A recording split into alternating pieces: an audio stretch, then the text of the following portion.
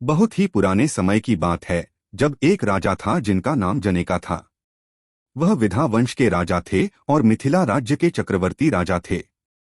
उन्होंने अपने प्रजा के प्रति बड़े प्रेम और स्नेह से देखा।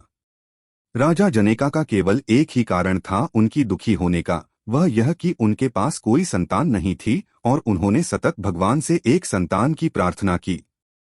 एक दिन जब उन्होंने एक भूमि को खेती के लिए तैयार कर रहे थे, जिसे एक यज्ञ के लिए तैयार किया जा रहा था, वह अपनी सबसे बड़ी खुशी में डूबे हुए एक सुनहरे पेटी को पाया।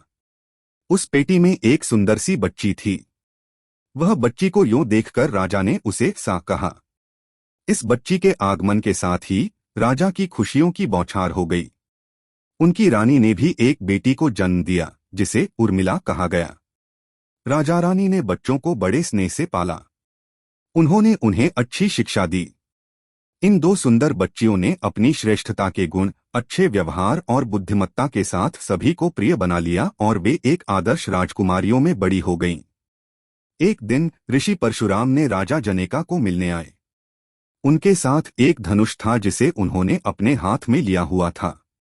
उन्होंने इसे राजमहल के दरवाजे पर ही छोड़ दिया और अंदर चले गए। सीता ने धनुष को देखा, उसकी ओर दौड़ी और उसके साथ खेलना शुरू कर दिया।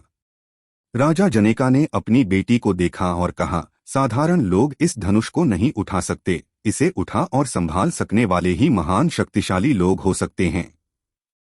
मुझे यह नहीं पता कि वह इसे उठा कैसे रही है। यह सचमुच आश्चर्यजनक है, गुरुजी। गुरुजी ने कहा, यह साबित है कि सीता को हमें देवताओं ने भेजा है।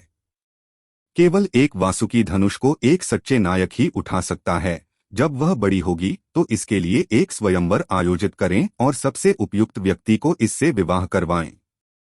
राजा ने कहा, आपकी सलाह के लिए धन्यवाद, गुरुजी। मैं आपके कहने के अनुसार करूंगा। सौर्यों ने सीता को सोने की पेटी में ही पाया था। हमने उसी समय एक बहुत ही भारी धनुष भी पृथ्वी में पाया था। वह इतना भारी था कि हमें उसे राजमहल तक वापस लेने के लिए घोड़े का सहारा लेना पड़ा। तब जनह ने यह निश्चित करने के लिए शक्ति की परीक्षा के रूप में साकी हाथ को उस व्यक्ति को देने का निर्णय किया जो उस धनुष को तोड़े।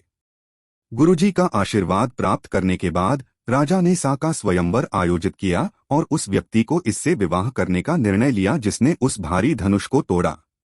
इस प्रकार सा ने धरती पर आशीर्वाद लिया और धन्यवाद जनह ने धन्यवाद किया, क्योंकि गुरुजी की सलाह के बाद ही उन्होंने अपनी संतान को प्राप्त किया था और एक महान और शक्तिशाली व्यक्ति के साथ उसका विवाह हुआ।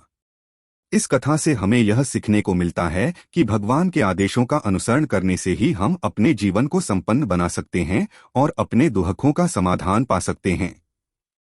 यह कहानी हिंदू पौराणिक और आध्यात्मिक सिद्धांतों को सुनाने का एक अच्छा तरीका है जिससे हम अपने जीवन को सार्थक बना सकते हैं। अगर वीडियो पसंद आई तो लाइक व सब्सक्राइब करें और हमें कमेंट में बताएं कि आप आगे किस प्रकार की वीडियो देखना पसंद करेंगे। इससे हमें नई वीडियो बनाने के लिए बहुत सारा मोटिवेशन मिलता है।